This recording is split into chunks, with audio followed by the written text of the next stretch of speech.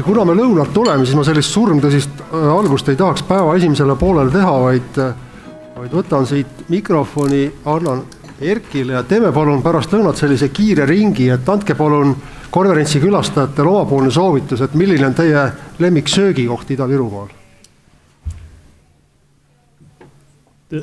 Ütlen sulle täiesti ausalt, et ma olen siin viimase pooleteist aasta jooksul käinud võib-olla öelda peaaegu iga kuu või üle kuu või mõni kuu 2 korda. Ja ega ma ei ole sattunud, täpselt ainult minek ja tulek ja täpselt need kohad, kus siin asjad toimuvad. Aga ühel suvel me käisime ka perega ja siis me sõime Narvas ühes kohvikus, mis asus ühe kaubanduskeskuse peal ja see oli täitsa head toidud. No keda, aitäh! No, mina muidugi soovitan gurmeekuninga Indrek Kõveriku peetavat siis luksuslike toidunaudingute paleed Francia. Tulive rannarestoran Lüganuse vallas. Võib-olla tuleb täpsustada, et Francia asub Narva-Jõesuus, et see on ka oluline fakt ja palun. Mina ühinen selle Francia soovitusega, et käisin seal eelõhtugi ja mõtlesin, et esitan Kõverikule siukese täiesti pühaduse, teotuse küsimuse, et kas tal alkoholi vaba õlut on ja arvestasin juba jalahoopidega ja väljaajamisega, aga tal oli. Ja kui küsita kohalikest eripäradest, et mida siis pakutakse, et kus te olete käinud ja mis toiduelamused on, siis Francia ukse peal on alati silt, seljankat ei ole ega tule ka. Sellest on silm kõikides roogades, silmukala siis. Ja, nüüd võiks teha mingit nalja, ei, tegelikult terminal, tankla, mis on Jõhvis, seal on elektriautode laadimise koht, päriselt ka hea ja see on selles mõttes huvitav, et kui inimesed, kes ei ole nagu näiteks 5 aastat Jõhvis käinud, sattuvad sellesse piirkonda, kui seal on seal KFC ja Lidl ja kaubanduskeskused ja terminalid ja kiirautolankid, sa oled nagu hoopis mingis teises kohas. Et väga hea, saab auto kiiret laetud ja muud asjad kaetud. Mina omalt poolt oskan soovitada Narvast Valget Kõrvitset, mis on üsna uus koht, erakordselt hea asukohaga, ka üsna huvitava menüüga, nii et tasub ka Valget Kõrvitset proovida. Aga nüüd hakkame siis edaspidi rääkima surmtõsistest asjadest ja alustame Erkist, et Ida-Viru turismisektori perspektiivid, aga nüüd seda siis õiglase ülemineku fondi kontekstis, et oled selle valdkonna ilmselt parim asjatundja Eestis. Õiglane üleminek ja turism, sinu vaade sellele sõnapaarile? No, kas ma parim olen, aga ma olen kokku puutunud õiglase ülemineku projektidega palju. Ja turismi vaatest tegelikult pilt sellest aastast muutus ju päris ilusaks. Et kui õiglane üleminek Eesti jõudis, siis turism ei olnud üldse ju seal valikus, mida toetada. Ja see oli täiesti üllatav, et kui fondi meetmeid välja töötati, siis tehti seda koos kohalike partneritega ja et see turism sealt välja unustati, oli nagu tundus nagu kellegi selline tööõnnetus. Ja kui oli näha, et meede suures plaanis nii palju ei lenda, siis turismi võimaste avanemine on täna pilt ikkagi päris suured arendused juba.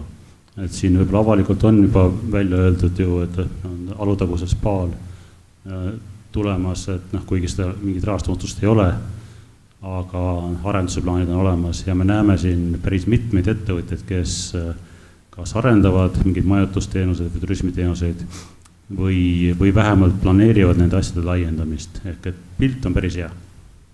Aitäh selle sissejuhatuse eest.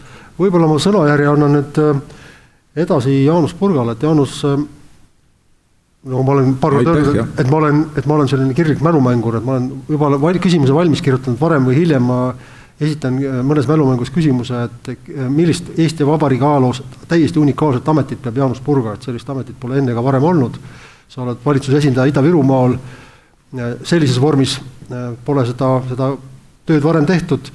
Räägi palun sissejuhatuseks paari sõnaga nende inimeste jaoks, kes on Ida-Virumaal täna esimest või võib-olla teist korda, et mis on sinu ülesanne ja kuidas see puutub kokku siis turismiga?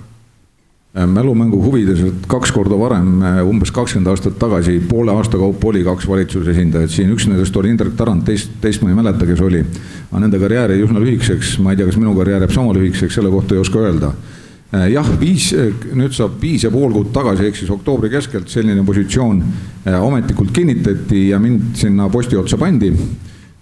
Ja mul on olnud hea meel selle aja jooksul üsnagi palju asju, kas siis käima lükata või osaleda juba käimas olevate asjade edasi upitamisel, mis puudutab õiglase ülemineku fondi, sellepärast, et peaministri poolt anti mulle esmaseks ülesandeks just nimelt vaadata, et õiglase ülemineku fondi raha üle ei jääks ja et seda ei kasutataks ära seal, kus tarvis pole.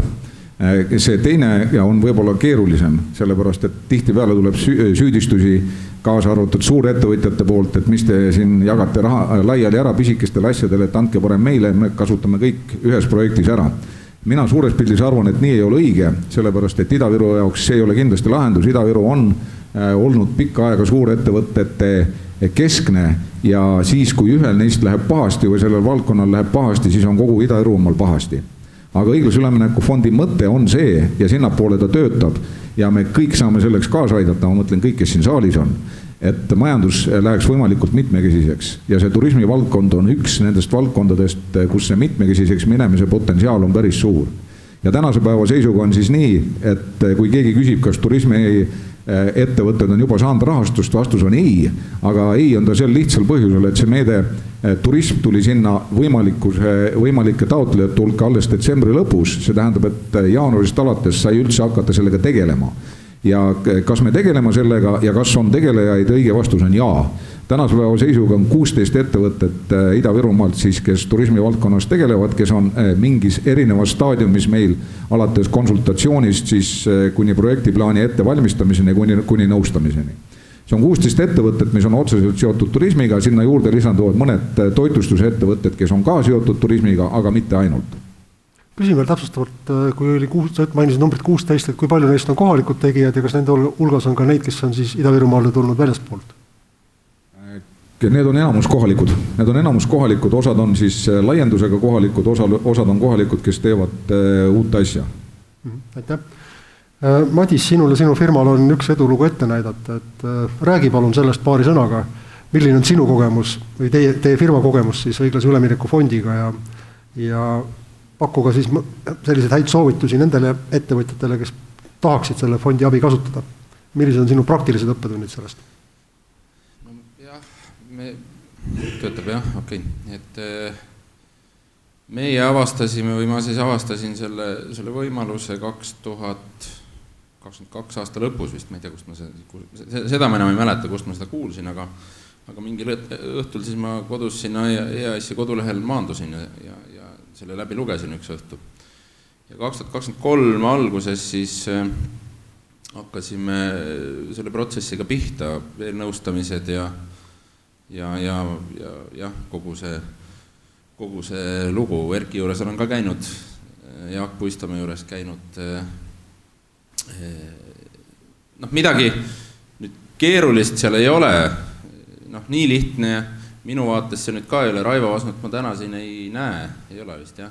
Meil on mitmel korral ühel nii-öelda sarnastel üritustel osalenud, siis meie lood on selles mõttes erinevad, et tema lugu on nagu, et see on nagu hoopis lihtne, kuidas tal Indiast üks tüdruk selle siis inglise keeles valmis kirjutas ja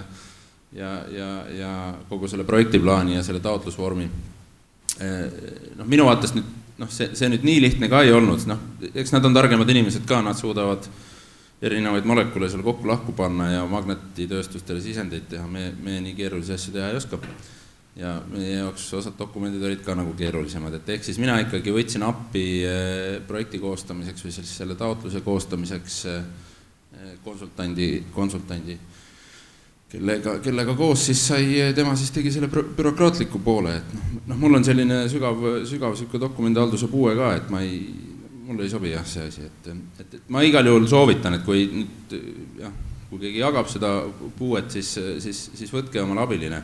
Ma arvan, neid on siin saalis ka täna mitu tükki, et see igal juhul kiirendab protsessi ja hakata nüüd otsast peale kogu seda formaalsust seal endale selgeks. Nii on päris kiire, et targem on keskenduda tegelikult selle enda projekti nagu noh, siis selle arenguprotsessi väljatöötamisele, selle sisu väljatöötamisele, et täna neid taotleja kirjutajaid, ma arvan, taotluse kirjutajaid on palju ja ma ei usu, et see väga kallis ka on. Aga ole juba täpsusta ka, et mis see projekti sisu sul oli, et paljud kindlasti teavad, aga osad inimesed... Meie ettevõte on väike siis biokütuste töötaja, eks ole, alates siis klassikalisest hakkepuidust kuni siis erinevate puiduga seotud jääkide, puidutööstusjäägid ja ehituslammutuspuidud ja suudame neid käidelda ja töödelda siis elektrijaamadele nagu sobivaks sisendkütuseks. Ja me lihtsalt ei mahtunud enam ära, me olime kuskil rendipindadel ja rendiplatsidel ja meil oli vaja reaalselt siis korralikke lao- ja käitlusväljakuid ja teenindustöökoda ja hästi lihtne, klassikaline väikeettevõtja selline vajadus. Et mitte midagi keerulist.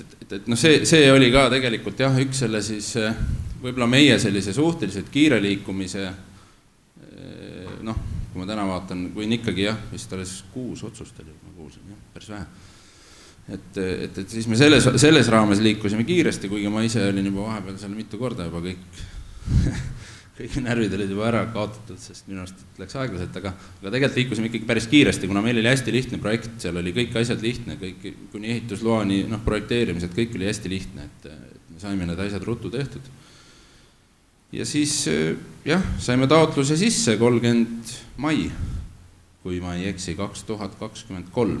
Saime siis jah, nii-öelda siis, mis see keskus nüüd on, e-toetuste keskkond. No see on võimas keskkond. Et juba selle pärast võtke konsultanti. Kas see oli nüüd öeldud sarkasmiga või siiralt? No jaa, okei, ma võin siia lõppu kohe selle loo rääkida, kuidas siis me esimese vahearuande pidime esitama 30, ma ütlen, see võib-olla on minu isiklik probleem, minu jaoks on nõudlus. Et 30 detsember aasta lõpus pidime esitama esimese vahearuande ja siis see konsultant oli mulle kõik asjad ette valmistanud. Ta oli kõik sinna e-toetuste keskkonda üles laadinud, oli mulle meili peale pannud nii-öelda siis screenshotidega juhendi, eks ole, nüüd pane sinna linnuke, siis sinna. No see tundus nii lihtne kõik, okei, ma ei hakanud isegi süvenema, me olime 30 detsember, siis jõudsime Tahkole suusatama aastavahetuseks lastega ja mõtlesin, et okei, ma teen nüüd selle 3 minutiga ära. Aga minu taseme juures ma tegin selle e-toetuste keskkonna lahti, ma isegi ei jõudnud sinna, kus tema screenshotid algasid, nii et see on kindlasti mingitele inimestele, see on nii lihtne, kes seal iga päev nagu nad ei saa üldse aru, millest ma räägin, eks ole, aga kui seal iga päev ei käi, siis seal väga kaugele mina vähemalt ei jõudnud. Aga jah, 30 mai saime siis e-toetuste keskkonnas laetud selle taotluse ja siis ma arvan, siin on paljud samas seisus, et siis juhtus see, et tuleb suvi. Et sellega peab arvestama, et siis ikkagi on puhkused ja kogu see protsess on nagu nende puhkuste võrra siis natuke see pikem, aga augusti lõpuks oli meil ikkagi vormistatud otsus ja läksime kohe tööle ja tänaseks meil on tegelikult nii-öelda pool projekti mahtu realiseeritud ja aru antud ja aruanne, jah, kui eelmisel konverentsil ma ei saanud öelda, et me oleme nagu toetuse saanud, vaid me oleme otsuse saanud, siis tänaseks on aruanne heaks kiidetud ja ka väljamakse on toimunud. Et selles mõttes on kogu see EAS-i poolne töö olnud küll nagu, tegelikult nagu viimase peale, et nad on hästi orienteeritud ikkagi selle asja nii-öelda kaasa aitamisele ja lahendamisele ja selles osas küll ei ole ühtegi halba sõna, nagu EAS on tõesti nagu minu arust, ma ei tea nüüd, kui koormatud need ametnikud seal praegu on, mul seda kogemust ei ole. Nad võivad olla ülekoormatud praegu ka, Erki teab. Jah, et see on mingi väike risk seal, eks ole, et taotlusid on palju, aga muus osas ütleme see nende, jah, see kuidas nad seda asja nagu vaatavad ja kuidas nad ennast selle asjaga suhestavad, siis see on eeskujulik, et kui nii saaks teisi asju ka teha, oleks väga hea. Aitäh, kui kellelgi on saalist kohe küsimusi, siis andke palun käega märku, kui selline ehe vahetu kogemus teid kõnetas, siis kas nüüd või hiljem, olge head, andke käega märku. Ühe kommentaari ütlen siia juurde, et tol hetkel oli taotluste hulk natuke väiksem ja see koormatuse hulk ka kindlasti väiksem. et kui oktoobri seisuga selles väike ja keskmiste ettevõtete meetmetes oli siuke 5 taotlust erinevates staadiumites, siis praegu Monika ütles täna hommikul 60. Mina teadsin paar päeva tagasi, et neid on 45, ehk siis EAS-i inimeste hulk, kes nende taotlustega tegeleb, on natukene suurenenud, aga mitte märkimisväärselt, nii et väike see oht on. Aga hea uudis on ka see, et see nädal sai siis suuruselt järgmine investeering rahastamisotsuse, kui me siiamaani oleme rääkinud terve aasta aega, nagu sa õieti ütlesid, sellest Neost ja igal pool on Vasna olnud, et öelnud, et tema sai oma 18 miljonit, siis nüüd sündis teine otsus, üle 10 miljoni eurot tuleb siis toetust Jõhvi tööstusparki ja sellega seoses ka see rahastamisotsus on tehtud, see on nüüd suuruselt siis teine, aga ta on märkimisväärne, nii et üle 10 miljoni euro. Et selle koha pealt palju õnne ja 50 uut töökohta. Aitäh selle info eest. Aga see ei ole filmikeskus, see on proteiinitehas, see on töötleva tööstuse ettevõte ja täiesti iseseisev projekt. Ei ole turismiga seotud rohkem, kui ka sealsed töötajad tahavad igasugust lõbustusi saada kindlasti. Ise ütlen vahel, et teen praegu ühte ajaloolist tagasivaadet sellele, kuidas Eestil on õnnestunud olla 20 aastat Euroopa Liidu liikmesriik. See juubel tuleb just 1. mail tänavu ja kõigist andmetest aastast aastasse kordub see, et Eesti on koos leedulastega Euroopa meister Euroopa Liidu abiraha ärakasutamises juba 20 aastat. Nii et usun, et see annab head eeldused meile ka õiglase ülemineku fondi puhul. Aga hüppaksin jutu järjega Allani juurde, et kui siin on tehtud turunduslikku teadaandeid, siis Allani eest ma teen ise ära selle turunduslikku teadaandet, soovitan vaadata kõiki Vabalava etendusi, eriti neid, mille on lavale sättinud Juuli Aug. Üks neist suurepärane räägib muu hulgas Narva linna ajaloost, väga õpetlik ja liigutav. Aga Allan, võib-olla inimesed teavadki sind rohkem kui teatriinimest, et kuidas oled sa ettevõtjana seotud õiglase ülemineku fondiga, et ole hea, räägi meile see lugu ära. No vaata, ma ise mõtlen, et ettevõtlus ongi nagu valdkond loomingulisele inimesele, kes oskab karvutada. Et see nagu ongi siis ettevõtlus. Küll on tõsi, et ka investeerimise otsuseid minu meelest teevad kahte tüüpi isikud, et ühed juhivad oma kapitali, teised juhivad võõraskapitali. Hoia palun mikrofon natuke suur lähema. Ja meie seal oma Narva projektiga, me oleme Narva teinud keskuse nimega Linda 2, mis asub ka aadressil Linda 2, kus me oleme üritanud koondada siis asutusi ja ettevõtteid, mis kas toovad linna mingit uut teenust või pakuvad mingit olemasolnud teenust 21. sajandi tasemel.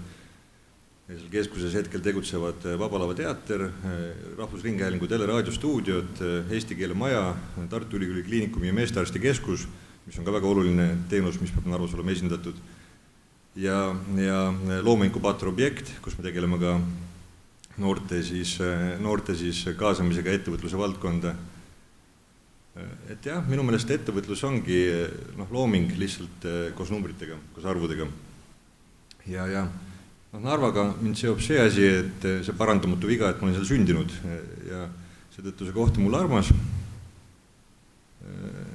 Kui siin oli juttu, et kas on praegu keeruline midagi taotleda, ma olen vahel mõelnud, et kui me Eesti ajaloo peale vaatame, tõmbame siukse lindi lahti, mis on 1000 aastat pikk, siis sellist nagu hämmastavat ajahetke, kus on 30 aastat meil täielik vabadus ja õigus ise tegutseda, otsustada, Euroopa Liidu lahke maksumaksja tahab meile veel raha anda selleks, et me siin midagi endale ehitaksime. See on täiesti hämmastav võimalus, et sellist nagu nii head, nii lihtsalt aega midagi teha pole üldse mitte kunagi Eestis olnud varem.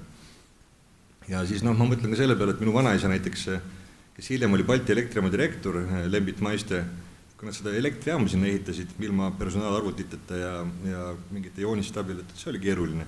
Ja see, mis meie teeme, see on nagu ütleme, vähim, mis me saaksime nagu anda, ma arvan. Ja seetõttu, jah, õiglase ülemineku raames nüüd see väike grupp, seltsimehi, kes meil selle Linda 2 keskusega nagu mõttetasandil tegutseb, et me mõtleme jah, et olles ka inspireeritud nüüd eelnevatest kõnelejatest ja ma sain selgelt aru, et Narva on vaja üks korralik hotell teha, et meie strateegilises plaanis ongi siis hotell sinna teha. Et tund aega pärast eelmiseid üleskutseid ma saan öelda, et hotelli me sinna teeme.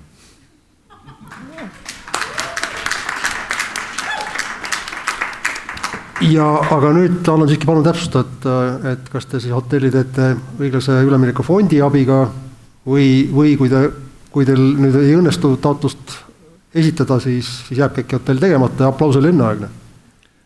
No iga aplaus on õigeaegne, ma arvan, aga sellega on nii, et Linda 2 keskust Narvas me tegelikult kunagi pole nagu otseselt nagu kapitalisti pilguga vaadanud, me pole vaadanud, et maksimeerida tootlust per ruutmeeter või milline on omakapitali tootlus. Seal me, kuidas ma ütleme, loome isiku seisund eeldab seda, et sul on vabadus ja valikud, sest kui sa oled ori näiteks või kui sa oled ohver, siis sa ei saa luua tegelikult ja kapital või raha, ütleme, finantskapital on ainult üks minu meelest energia nagu ekvivalentem, et on olemas palju muud. Et pigem me oleme selle Linda 2 keskusega üritanud ellu viia oma nägemus sellest, et milline peaks olema selle Narva linna arengutrajektoor. Ja kuna selline asi nagu piir definitsiooni kohaselt tähendab seda, et 2 erinevat kohtuvad, see tähendab seda, et kui meid seal ei ole, siis see piir nihkub ühesõnaga, et oleks piir, peame meiega seal kohal olema. Meie siis, ma mõtlen seda, et inimesed, kes on Eesti kultuurikeskkonnast nagu pärit selles heas mõttes, et me ajame asju läbipaistvalt, ajame asju ausalt ja me nagu saame aru ka üldisest hüvangust. Ja kokkuvõttes tekib seal selline sünergia, mis lõpuks ka finantsiliselt on edukas. Minu kogemus näitab vähemalt seda. Ja samas on meil teine aspekt ka, et me mõtlesime, oskame arvutada, et strateegilist pealemaksmist meil nagu äriplaanis pole olnud. Meil on taktikaline pealemaksmine küll tihti kombeks.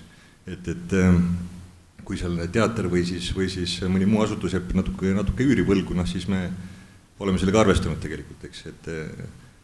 Aga me hakkasime selle hotelli mõttega umbes 2016 tegelema ja ma ütlen, et maailm ei ole, mina ei lähene maailmale Exceli põhiselt, aga see Excel oli liiga punane, et seda hotelli nagu päriselt edasi ajada ja ka vestlustes pankuritega, kes ei ole ise investorid, kuid kes on võimendajad, aastatel 17 ja 18 ja see oli enne pandeemiat ja enne sõda. Pankurid soovitasid meil lahkelt teha 26 hotell Pärnusse.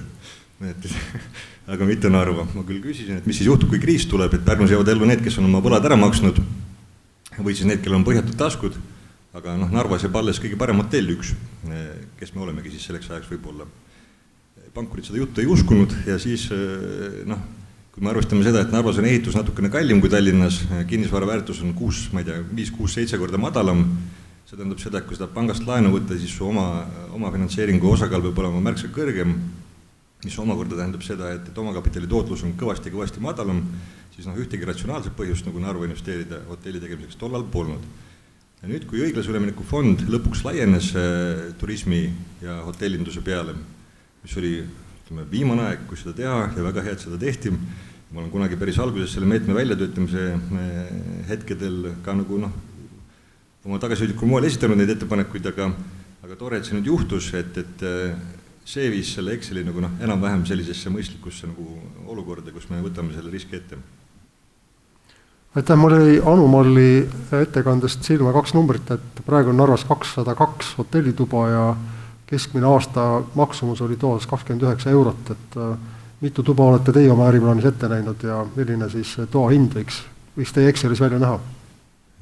Meie majas asuvasse torni võiks tekkida hotell, mis on selline 3-4 tärni vahel, nagu härra Kuusmik siin mainis, et selline, kus on pehme voodi ja mõnus lobi ja seal võiks olla 125 tuba umbes, ehk siis 250 kohta, kui ta nüüd täiesti täis on. Ja sellega me tegelikult Narvas ööbib praegu vist umbes 30 000 ööbimise kanti aastas. Me tahaksime duubeldada selle arvu. Jõudu edu teile. Mihkel, sa oled juba ennast soojaks rääkinud. Küsingi selle lahtise küsimus, mis sul veel öelda on jäänud? Oi, mul on nii palju öelda, et kui jälle mikrofon saab, aga tegelikult nüüd tõsiselt rääkides, siis ma arvan, et üks hästi kriitiline asi, millest tuleb rääkida, on siis nüüd ikkagi see sama ajatelg, et see 31. august 2026, kui peavad asjad olema realiseeritud. Täna on sinna natuke rohkem kui 2 aastat ja olles nüüd ise ka nende taotlemiste erinevate protsesside sees, need paganad võtavad aega.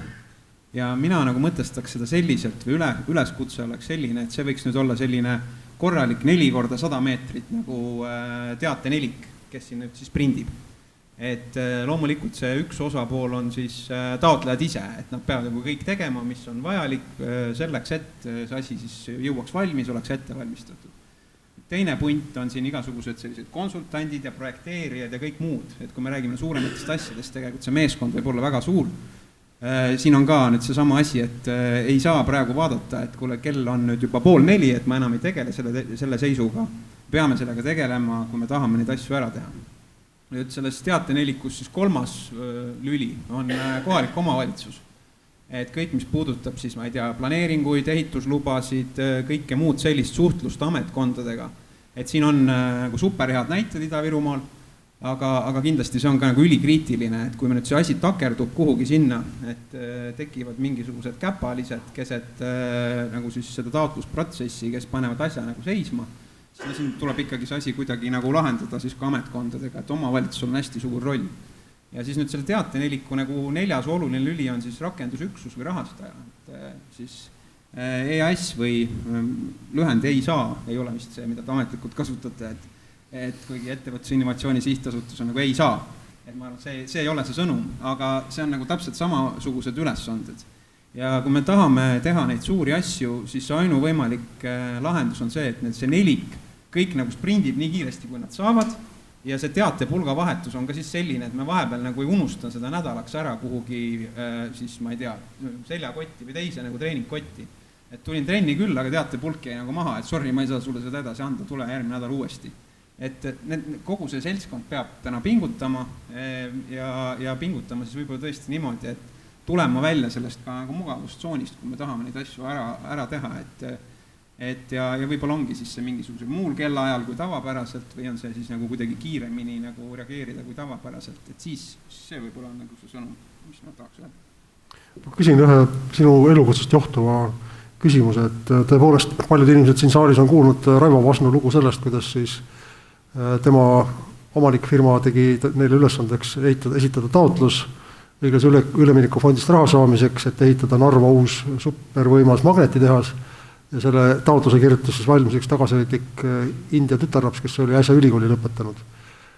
Viimasel ajal räägitakse väga palju AI-st ehk tehisintellektist ehk adumist, nagu on Eesti uudissõna. Kas sa soovitaksid kellelegi ka AI ChatGTP poole pöörduda, et õiglase ülemineku fondi protsessi kiirendamiseks sealt taotlus saada ja raha kokku hoida selle arvelt?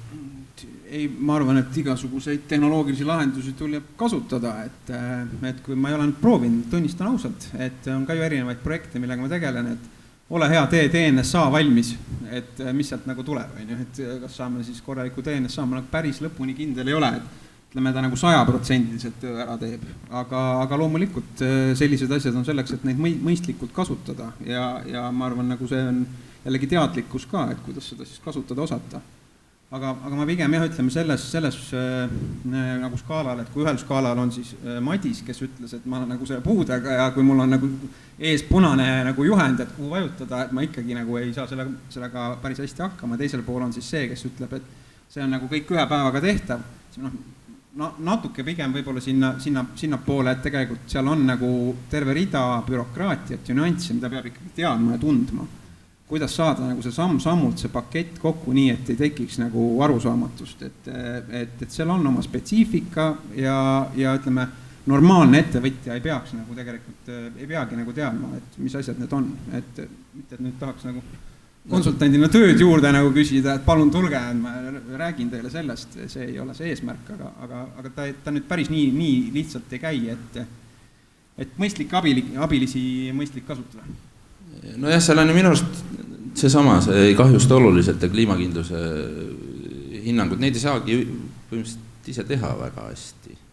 Et tegelikult on seal on juba abi vaja niikuinii. Ja sellega kahjuks on niimoodi, et üks asi on, mis Madis tõi välja, see süsteemi keerukus, ehk et kõik vaatavad loomulikult meie otsa, meie kahjuks ei ole süsteemi omanikud, oleks palju lihtsam. Me ise seda süsteemi omaksime, kuidas seda taotlust esitada. Aga jaa, ehk et toetan nii, et taotlemise protsess iseenesest olemuselt ei ole midagi keerulist, aga selle läbimine siiski, kui seda igapäevast ei tee ja kogemust ei ole, oluliselt lihtsam teha nendega abil, kes seda oskavad. Jah, see võib mingil osas maksta raha. Samas konsultatsioonid, selle taotluse ettevalmistamine on ka toetustabetamise abikõlblik. Ehk et need kulud, mis te teete selle jaoks, sobituvad kenasti meetmesse. Ja sellega peab arvestama. Et niikaua, kui te kasutate oma raha, et te võite teha seaduste piirest sellega, mida te tahate. Kui te tahate kasutada avalikku raha, siis sellega kaasneb see bürokraatia ka. Ehk et erinevad nõuded, erinevate määruste nõuded, aruandluse kohustus ja kõik see. Ehk et ilma selleta ei pääse. Et jah, me püüame teha oma poolt asjad lihtsamaks, aga samas jah, et kui ikkagi klient peab sisestama kilomeetri jagu dokumente ja siis ka esitama need asjad, et siis see nõuab aega ja nõuab vaeva ja siin ongi võib-olla abi vaja. Mina olen siin juures alati ettevõtjatele, kellele ma olen õiglase ülemineku fondist rääkinud ja neid on palju ja õnneks on neid päris palju ka siin juba erinevas tasemes järjekorras rääkinud niimoodi, et rahal on reeglid ja kui need reeglid sulle ei meeldi, siis sa seda raha ei saa. Et sellest tuleb algul aru saada ja kas need reeglid sulle meeldivad või ei meeldi, ei ole sinu kritiseerida, põhimõtteliselt tuleb seletada ära need reeglid nii täpselt kui võimalik ja nii lihtsalt kui võimalik ja nii vähese ajaga. Ja selleks on konsultant väga hea, selleks on Ida-Viru ettevõtluskeskus väga hea ja selleks on ka EAS väga hea. Ja ma võin küll nüüd selle perioodi jooksul kokku võtta EAS-i kohta paari sõnaga, et EAS on olnud alati nüüd pigem selles rollis, kes vaatab, kuidas sinna raamidesse mahutada seda soovi, mis ettevõtjal on, mitte seletada seda, miks seda teha ei saa. Ja konsultant saab raha muidugi selle eest, et konsultant saab raha selle eest, et ta vaataks, kuidas sinna raamidesse sobita ja konsultant tõenäoliselt ei ütle sulle, et kuidas seda teha ei saa. Aga tuleb ettevõtjana kindlasti ka aru saada, et kui sa tahad teha näiteks siukest asja, mis selle meetmega selgelt kokku ei lähe, siis selle jaoks on mõni teine meede. Ehk siis, kui sa tahad toetust näiteks kalastamiseks Narva jõel ja see tundub väga hea projektina, aga see ei ole kuidagi seotud põlevkivist väljumisega ega täiendavate töökohtade loomisega ega ettevõtlusega Ida-Virumaal rohkem ja see sinna alla ei lähe, siis sa selleks ikkagi sealt toetust ei saa. Et see sobitumine sellega tuleb päris alguses selgeks teha ja mida varem seda selgeks teha ja mida vähem ettevõtja on sellele vaeva kulutanud enne seda väiksem on pettumus. Sest aeg-ajalt me kuuleme siukesi pettumusi, et miks seda asja ei toetada ja miks teist ei toetada. Aga põhjus on väga lihtne, et selleks ei ole see meede ette nähtud. Aga turismiks nüüd see meede ette on nähtud, kuigi seal on ka raamid ja need raamid teeb väga hästi ja väga lihtsalt selgeks konsultant EAS ja mina ka nii palju kui oskan. Võib-olla lisaks niimoodi, et meie jaoks ei ole mõistlik see, et te täna lähete ja hakkate taotlus koostama. Pigem pange enda jaoks lühidalt kirja, et mida te teha tahate. Et mis on, kuhu te jõuda tahate ja mis on see vaja ja näidake seda plaani, kas konsultandile, Ivekile või meile. Ja me vaatame peale siis, et kas sellel teekonnal on mõni meie teenus, võib-olla siis Ida-Viru õigusnimeliku meede või midagi muud, mis võiks nendel sammudel teil abiks olla. Mihkel, ma küsin ka sinu käest, loomulikult ei taha teada sinu ärisaladusi, aga kui palju on sinu klientide hulgas praegu Ida-Virumaa turismiettevõtteid ja kuidas neil taotluste esitamine läheb? Paar tükki protsessis ja küsimusi on. Ja selles mõttes ongi võib-olla oluline teada, et kõigil nendel, kes tahavad seda raha taotlema hakata, et tõenäoliselt see küsimus ei teki idee juures. See ei teki selle juures, et kui see on aru saadav, et see on ettevõtlus, see on äri, see on uus toode või teenus või see on siis mingi täiesti mahu kasvatamine olulisel määral, siis see suure tõenäosusega juba sobib, välja arvatud mõned välistatud valdkonnad, ja reeglina kogu see kitsaskohad ei olegi seotud sellega, et kas see on hea mõte või ei ole, et see saab suhteliselt ruttu selgeks, et see asi sobib. Aga nüüd seal on lihtsalt sellised, nagu ikka saatan peitub detailides ja asjad täpsustuvad ka teinekord protsessis. Et toome siis mõned näited, et mis need kitsaskohad praktikas on. Praktikas on see, et kui keegi tahab näiteks investeerida turismiobjekti, siis on lugu selline, et ta peab olema kas selle objekti omanik või siis hoonestusõigus peab tal olema. Näiteks niimoodi ei sobi, et ma teen hästi pika rendilepingu kellegagi ja siis hakkan seal tegema, siis tegelikult see asi sellisena ei toimi, raha ei saa. Et peab olema see asi nagu paigas, et tekiks valet muljet. Siin praktikas on neid näiteid, kus hakati ettevalmistamine, algselt tundus, et pikaajaline rendileping sobib ja siis selgus, et ups, see ei sobi, kogu lugu. Mis on need teised nüansid? Peab arvestama sellega, et kui seal on nüüd ettevõtja, kes on eraisikuna osanik nagu väga erinevates ettevõtetes, siis hakatakse nagu kokku liitma ka eraisiku erinevate äriühingute näitajaid. Ja see on selles, miks on oluline, on see, et kui ma võib-olla teen täiesti uues valdkonnas uue nagu väikse asja, aga kui ma olen nagu kuskil arvestatavas määras osanik mujal, siis võib juhtuda nii, et ma ei ole enam mitte väike ettevõtte, vaid ma olen keskmine või hoopis üks suur. Ja see on selles mõttes ühelt poolt raha küsimus, kas ma saan 45% toetust, 35 või 25%. Teiselt poolt see võib olla isegi küsimus selles, et näiteks selles väike ettevõtete meetmes, kui sa lähed nagu suureks ära, siis sa üldse ei olegi enam abikõlblik. Ja need skeemid ja asjad tuleb kõik nagu lahti harutada ja ette valmistada. Et see on nagu midagi sellist, mis ei ole nagu ideega seotud, aga mis on seotud siis kogu selle taustaga. Ja mõned sellised nüansid veel, et mida tuleb nagu kohe alguses selgeks saada, et poolel teel ei oleks kuidagi tagasilööke. Ja ma tahaks ka siin ühe võib-olla praktilise nagu olukorra, kui ma ei tea, kas siin on, ehk on nüüd mõni inimene ikkagi väljaspool Ida-Virumaad ka, et see nali, mis sa viskasid seal kunagi, jah, mina ütlesin seda, et tõesti Soomes sõidad 150 kilomeetrit, oled ikka Lõuna-Soomes, aga Ida-Virumaal sõidad Tallinnas 150 kilti siia poole, siis et see kontekst, kus ma seda ütlesin, oli tegelikult nagu finantseerimisasutuste vaatest tegelikult, et sellega peab küll arvestama, et kohati Ida-Virumaal nii-öelda kinnisvara tagatisväärtused, neid peaaegu nagu ei olegi. Et minul oli vaja ka selle sama projekti raames siin, jah, et suudaks nii-öelda ka selle oma finantseeringu poole siis ära katta, eks ole, tegelesin siis ka pankadega ja mul oli 10 hektariline tootmismaa ja tekkis selline olukord, kus osad kinnisvara hindamise ettevõtted ei olnud valmis seda üldse hindama, sest nad ei osanud hinnata seda, sest nad ütlesid, et see on nende jaoks nii ebastandardne objekt. Tavaliselt nad näevad referentsobjektidena Ida-Virumaal selliseid 5-6-7 ruuduseid tootmismaid, eks ole, neid, mida teed müüb.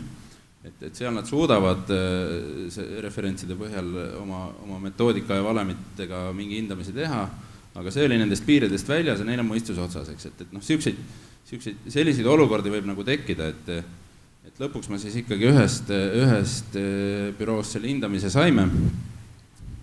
Ja kui te olete harjunud nüüd Harjumaal või Tartumaal mingite hindamisväärtustega, siis siin on need hoopis teistsugused, et see oligi see, just finantseerijate vaatest oli mul see tookord see kommentaar, et sul võib see 10 hektarit nagu tootmismaad olla, aga tegelikult sinna rahanumbrit nagu tagatisväärtusena absoluutselt ei teki.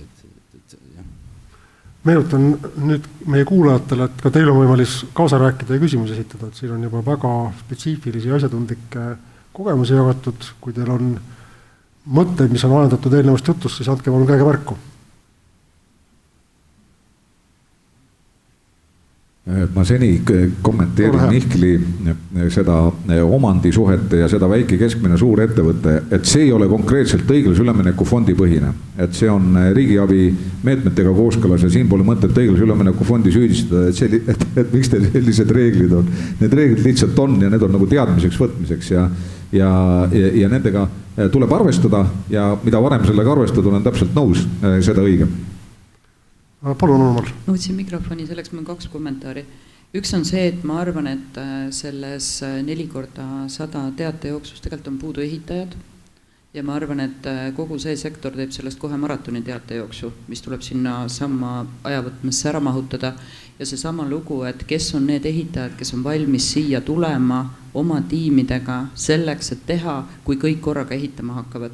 Et see on minu arust asi, mida juba täna võiks üritada aru saada, et kus ehitusjõudlus siis tuleb. Et meil võib ju raha olla ja sul võib dokument olla, aga kui seda ehitusressurssi sellel hetkel ei ole või mingi muu asja taga, sest me teame seda, et need on tegelikult need päris elu kitsaskohad, mis me näeme. Et see on nagu see üks asi, mis ma tahtsin kommenteerida. Ja siin, kuna 5x100 teatejooksu ei ole, siis ma paneks need ehitajad sinna projekteerijate ja konsultantide nagu satsi, et need, kes siis pakuvad teenused. Aga nii nagu siin Jaanus ka kõrvalt ütles, kuna ju ka nende projektide ettevalmistamisel tuleb saada ju hinnaindikatsioone, siis mis siit paistab, et ega tegelikult täna on nagu turg selles mõttes heas seisus, et ehitajatel nüüd ülemäära tööd ei ole.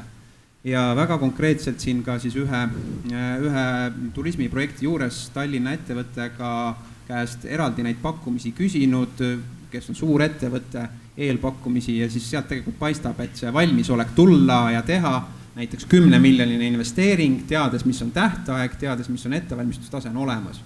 Et ma selles mõttes arvan, et teisalt on see turg nagu päris hea, need hinnad on ikkagi mõistlikumad, kui nad olid siin mõni aeg tagasi, aga kui tuleb hästi palju korraga, ega siis ei saa välistada, et läheb nagu tihedamaks. Suurepärane. Ja siis mu tegelikult teine kommentaar lihtsalt see lõpp oli see, et ma arvan, et ettevõtluses niikuinii kõik vaatavad pikka perspektiivi. Ja lõppkokkuvõttes, kuidas iganes need rahad jagatakse, igal juhul Ida-Virumaa saab nagu suure arengutoe ükskõik mis kuhul. Ja kui see ettevõtja lõpuks seda raha ei saa, ega keegi ei tee seda ettevõtlust ju toetuse pärast. Täna see toetus on lihtsalt see, et okei, ta annab sulle mingi lisatõuke teha seda praegu, aga lõppkokkuvõttes plaanid ikka oma plaanid ju nii, et see toetus ei ole mingi nagu oluline osa sinu äritegevusest. Jah, ta annab mingisuguse toe või mingi boost'i praegu, aga lõpuks Narva on seda hotelli ikka vaja. Ja isegi siis, kui õiglane üleminek ära on, igal juhul on vaja, võib-olla siis on kindlam näha, et okei, keskkond muutus, majandusaktiivsus on suurem ja me julgeme ikkagi, kes iganes siis julgeb ise investeerida. Maakonna koha pealt on see absoluutselt õige kommentaar, mis sa ütlesid, et kui õiglase ülemineku fond lõpeb, ega see ei tähenda, et elu Ida-Virumaal lõpeb või et areng lõpeb, et kindlasti mitte, et siis tulevad uued võimalused. Ja kui Mihkel ütles mulle mõni aeg tagasi, et praegu on parim ja huvitavam aeg ja võimaluste rohkem aeg Ida-Virumaal, siis mina ütlen seda, et Ida-Virumaal on kogu aeg huvitav ja võimaluste rohke aeg, ka peale seda, kui õiglase ülemineku fond on läbi. Aga praegused võimalused tuleb hästi igal juhul ära kasutada. Ja selge on see, et õiglase ülemineku fond ei ole ka selleks, et lootusetuna või täiesti lootusetut äriprojekti finantseerida. Ehk siis õiglase ülemineku fondi idee on näiteks see, et kui mingi sel tahtis teha ettevõtte Muuga sadamas või kuskil ütleme Viljandi kesklinnas ja ta mõtles, et kurat, et võib-olla jääb natuke puudu, et seda tasuvus nagu päris hästi ära ei tule, siis kui õiglase ülemineku fondi najal ta teeb selle sama asja, millel oli äriloogika nii ehk nii olemas Ida-Virumaal, ta saab parema tootluse ja õiglase ülemineku fond annab talle siukese hea põlvega nüksu sinna samusessegi kohta, see siia teha, siis see on ka õiglase ülemineku fondi mõte ja siis on asjad nagu hästi läinud. Ja sinnapoole me praegu oleme ja seda täpselt toetas siin see Narva Vabaloom oma, et tegelikult seda tõuget oli natukene vaja, et see piir ei olnud käes, aga me oleme sinna piiri jõudnud. Ja sa küsisid enne tööjõu kohta, et kuidas tööjõuga on ja ma lihtsalt paar numbrit ütlen, et praegu on Ida-Virumaal umbes 8000 töötut, no enam-vähem täpselt, kes on arvel. Nendest siuke 40% on see tase, kes tööd teha suurt ei taha ka ja nendest ei ole tööturule suurt lootust, et nad on need pidevad ja see on siuke sotsiaalne probleem. See on teistes maakondades ka olemas, see pole Ida-Virumaale tüüpiline. Aga viimase poole aastaga on see viimane 20%, kes sinna on lisanud. Need on inimesed, kes tahavad tööd teha. Nad on jäänud erinevatel põhjustel, mis ei ole põlevkivisektoriga seotud töötuks. Ja tööandjad ütlevad, et praegu saab tööturult. Seda viimast 20% saab ja nemad ei jää sinna tööturule kindlasti. Aga huvitav on see, kui mõeldakse, et Ida-Virumaal pakutakse kindlasti just nimelt odavaid töökohti ja töökohti teenindussektorid ja turismisektoris, siis tegelikult see nii ei ole. Praegu pakutavast 500 töökohast on mõni üksik, need mis on teenindussektoris. Üle poole nendest, mida otsitakse, on töötlev tööstus, metallitööstus, inseneri erialad, keemiatööstus. Ja pakutav palk, kui mõeldakse, et Ida-Virus pakutakse kindlasti miinimumpalka ainult tööturul, siis see nii ei ole. Umbes pool pakutavatest töökohtadest on palgaga 1500 ja ülespoole ja 30% 2000 ülespoole. Aga see tähendab ka seda, et sul peavad tööturul olema oskused. Aga minule suureks üllatuseks teenindussektoris ja turismis tööpakkumisi praegu tööturul ei ole. Allan, mul on sulle üks küsimus, et kui Mihkel tõi siin võrdluse selle protsessiga, kui 4x100 teate jooksu läbimisega, siis kui teie oma äriprojekti seisukohast olete asju hinnanud, et milline on teie vaatest see etapp 4 korda 100 meetri jooksul, mis on kõige riskantsem.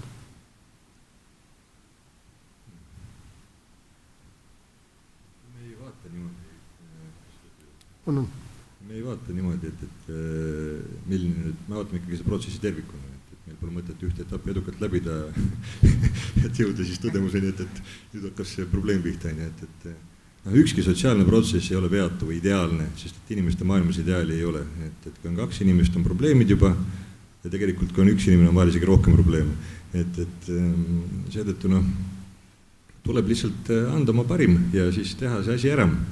Et hetkel ma näen, et meil kindlasti on kõvasti tööd ikkagi pankadega ees, et neid veenda ja selgitada asjaolusid. Siis hindamisaktidest rääkides, hindamisakt on konkreetsetele kriteeriumitele vastav dokument, eks ole. Et tõesti saada näiteks Narvas ühe viimased 20 aastat tühjalt seisnud 7 või 9 korruselise torni peale hindamisakti on tegelikult võimatu. Et ometi on see nõutav, kui sa tahad näiteks sellega mingit tehinguid teha.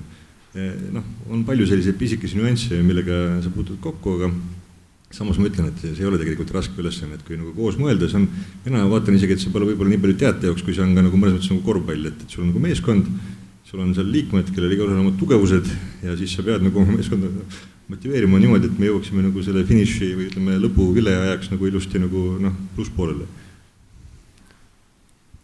Ja, mõtlesin, et kui pankadest juttu on, et siis selle sama analüüsi raames siin ka visati üles küsimus, et ka pankadelt võiks siis ju ka küsida. Ja ma ei tea, nimesid nimetamata ja siis LHV käest küsisin, et minust hästi tore pank, et läheb minusugune konsultant ja siis mul teisel pool on juhatuse esimees ja juhatuse liige äripanganduse osas, kes siis on minuga kohe valmis rääkima, et mis värk on. Et väga sümpaatne ja selle jutt lõppes väga selgelt minust positiivse noodiga, et idee on oluline on see, kes on sul meeskonnas, mis on nende taust ja loomulikult tagatisi vaadatakse ka. Aga nüüd seda, et Ida-Virumaa on põhimõtteliselt mingi selline koht, mis on see on maha tõmmatud, et see on nüüd 150 kilomeetrit ja see on teine riik, et nende jaoks see ei ole argument. Ja kui nii otse öelda, et kui läheb apuks, et tõenäoliselt läheb apuks mitte ainult Ida-Virumaal, vaid läheb laiemalt, nii et see ei ole eraldi teema. Et loomulikult siin on oma need samad nüansid tagatise kõige muu osas, aga sealt jäi küll see mulje üles, et see sõnum, et pangad raha ei anna oma finantseeringuks, et seda ei peaks võtma täiesti sellise mission impossible printsiibina. Täna on korduvalt läbi käinud see põhimõte, et kell kukub 2026. aasta suvel ja siis on kõik. Selleks ajaks ei ole oma projekti valmis saanud, see unustagu toetus ära. Lõunaloos tekkis meil haritud teadlike inimeste seltskonnas mõtisklus selle üle, et kas see ikka on nii. Sest enne oli juttu sellest, et Eesti suudab oma raha reeglina hästi ära kasutada, aga õiglase ülemineku fondist saavad raha ka sellised riigid nagu näiteks Poola, mis on väga suur ja mille haldussuutlikkus on tunduvalt kehvem kui Euroopa Liidus keskmiselt. Ja kui me nüüd kujutame ette olukorda, et 2026. aasta suveks Poola polegi õiglase ülemineku fondist oluliselt mingit raha kätte saanud, siis tekib seal suur siseriiklik pahameel. See väljendub väga jõuliselt Brüsselis palju jõulisemalt kui Eestis tekkinud pahameel seda iial suudab. Ja sellises olukorras, kas me ikka peame olema kindlad selles, et see tähtaeg on paigas või on mingisugune poliitiline tõenäosus, et see tähtaeg võiks ka pikeneda. Et kui keegi oskab seda mõttekäiku kommenteerida, siis olen väga tänulik selle eest, et muidugi ükski ettevõte ei peaks arvestama sellega, et kui ma ei jõua valmis seniseks tähtajaks, siis las nii olla, aga milline on see tõenäosus, et see tähtaeg siiski võib Brüsselis vastu võetud otsuste tulemusena pikeneda? Täna ma lõplikku vastust ei saa anda, aga meil osad meetmed, nagu näiteks teadusmahukuse meetmed, nende tähtajad on juba pikemad. Ja kui me näiteks on näha, et mõni väga hea projekt, kus tehakse mingisugust piloottaristut, on tulemas, siis me saame need vahendid nende rahastusmeetmete vahel liigutada ja nende tähtaeg on natuke pikem. Jah, täna nende 2 meetme puhul, mis on siis Ida-Viru suurinvesteeringud ja VK investeeringud, tähtaeg 26 augusti lõpp on paigas. Ja seda praegune Euroopa Komisjoni istuv koosseis ei muuda kindlasti. Aga jah, me oleme igal pool andnud signaale, et see tähtaega pikendamine on vajalik. Noh, kas see mõni kuu pikendamist 26 aasta lõpuni midagi päästaks, tõenäoliselt mitte. Aga praegu me taome seda rauda igal pool, igal võimalikul moel ja mine sa tea, kui on uus koosseis Euroopa Komisjonis, võib-olla annab siis uuesti läbi rääkima võtta. Siin ongi oluline meenutada, et tegelikult juunis on Europarlamendi valimised, pärast neid tuleb ametisse uus Euroopa Parlamendi koosseis, sügisest astub ametisse uus Euroopa Komisjon, neil on värske selline poliitiline volitus valijatelt ja see tegelikult selles mõttes kindlasti oli sul õigus, kui ütles, et praegune koosseis midagi enam ei tee, komisjon midagi ei tee, aga sügisel on uued inimesed, uus olukord ja siis võib-olla tasub selle küsimuse juurde tagasi tulla või Jaanus, sa oled teist meelt? Ma eile paari Euroopa Komisjoni inimesega rääkisin ka, aga no lihtne vastus on see, et praegu seda oma Excelisse sisse panna ei tasu, et poolakad teevad mingi jama ja selle tõttu meil lähevad tingimused kergemaks, et praegu seda ei tasu panna. Nii, kas on küsimusi kommentaare saalist? Laval on täna erakordselt ladusa jutuga inimesed ja saalist tundub, et kuidagi erakordselt kidakeelsed.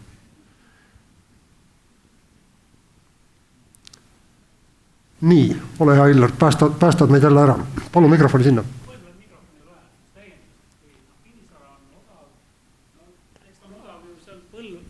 Kinnisvara on odav Põlvas ja Valgas ka. Valgas veel hullen kui Ida-Virus muideks. Aga kasutage näiteks PES-i või EAS-il peaks olema ka garantiitooted.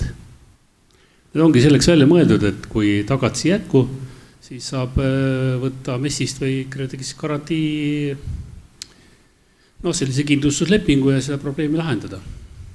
Ja teine mõte, et kui ma olen müünud ettevõtted ka Ida-Virus, üle Eesti olen müünud ettevõtteid. Ja et kunagi ei ole probleem olnud selles, et Ida-Virus on kinnisvara odav. Probleem on selles, et rahavoog ei ole stabiilne ettevõttes. Ärimudel ei ole stabiilne. Kui rahavoog on stabiilne, millest näiteks eile Toomsalu kohe Eesti Televisiooni saates rääkis, siis pangad finantseerivad kohe seda ettevõtlust või investorid. Et mõelge ärimudelle, stabiilse rahavoole, riskidele ja kasutage garantiitooteid. Aitäh asjatundliku kommentaari eest. Ma lõpuks võib-olla annaks ühe praktilise nõuande, et kõik, kes te Ida-Virumaal siin elate või olete või suvitate kas või, et proovige kutsuda.